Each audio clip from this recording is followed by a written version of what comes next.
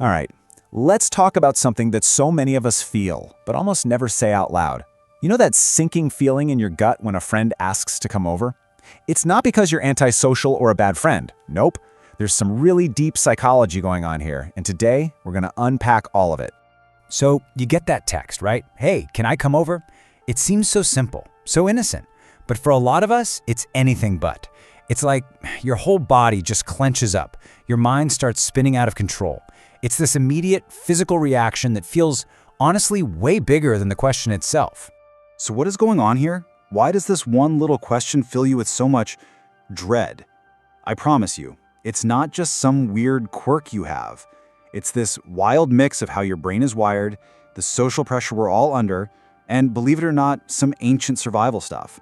So let's dive in and break it all down. Okay, first things first. To really get a handle on this feeling, we have to completely rethink what home even means. Because to your brain, it's not just four walls and a roof. It's so much more. Think of it as your personal operating system. Yeah, there's actually a term for this. Psychologist Rachel Kaplan called it a restorative environment. And what that really means is that your home is this space you've perfectly and probably unconsciously tweaked to calm you down. The lighting, the way the couch is positioned, the level of quiet, it's all calibrated to recharge your mental batteries. It's an extension of your nervous system. It's where you refuel, not where you put on a show. But the second a guest walks through that door, poof, that whole restorative vibe just evaporates. All of a sudden, you're not resting anymore. You're a project manager, but you have to keep smiling. You're tracking multiple conversations, keeping an eye on the food, trying to remember who drinks what, and on top of all that, you're scanning every single surface, seeing it through their eyes. It is a huge amount of hidden work.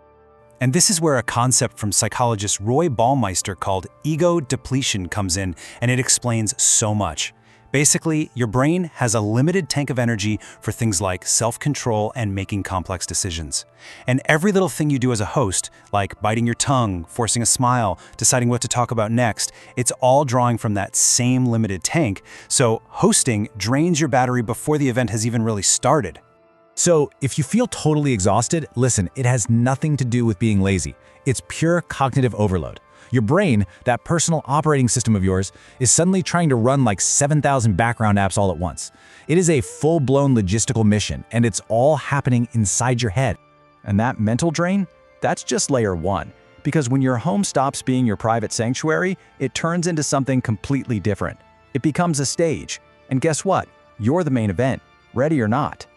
Sociologist Irving Goffman had this amazing idea called the backstage self, and this is the real you. You know, the you that wears pajamas at 2 in the afternoon, leaves dishes in the sink, and eats shredded cheese straight from the bag.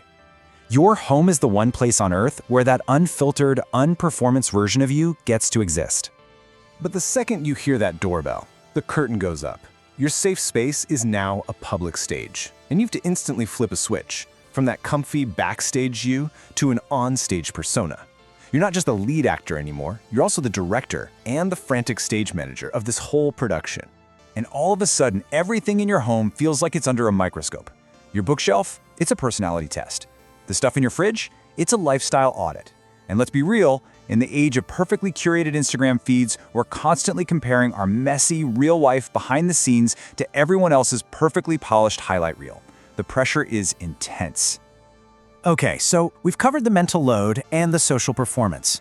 But now, we're gonna go even deeper. We're peeling back those layers and getting down to something primal.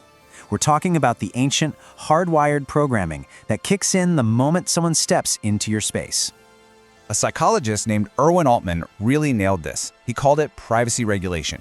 And it's this fundamental human need we all have to control who comes into our personal space, when they come in, and for how long. And look, this isn't about being a control freak or being rude. It's a deep-seated biological need to manage our own territory to feel safe. I mean, just think about it from an evolutionary perspective for a second. Our ancient ancestors didn't make it by having an open-door policy at their cave, right? No way. They survived because they were super selective about who got near their resources, their family. That powerful protective instinct, it's still hardwired into our brains today.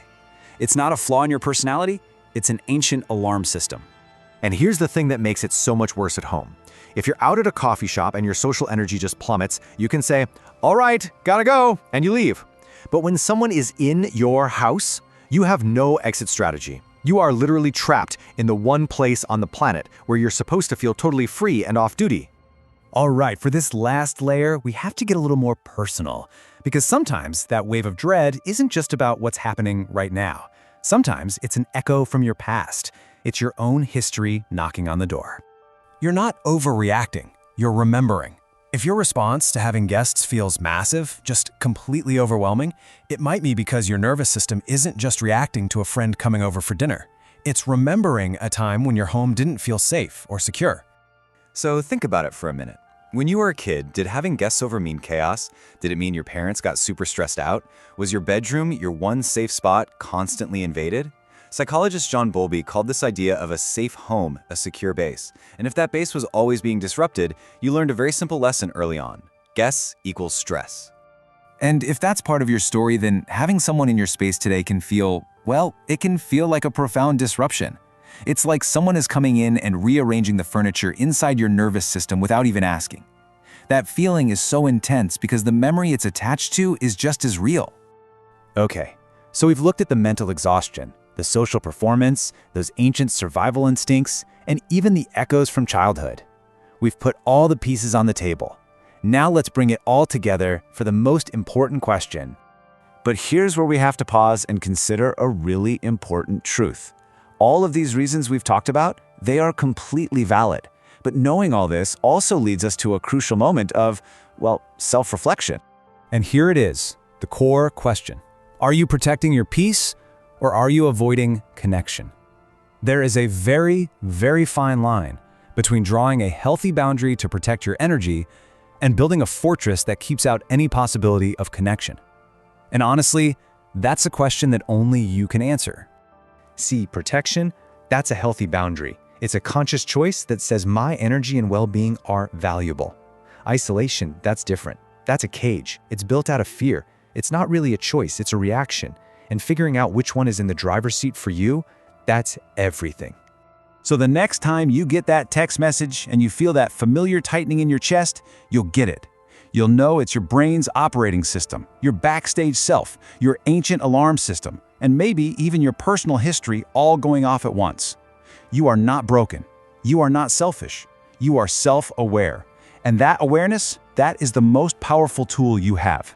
It's the first step toward consciously deciding what kind of home you want, and more importantly, who you truly want to share it with.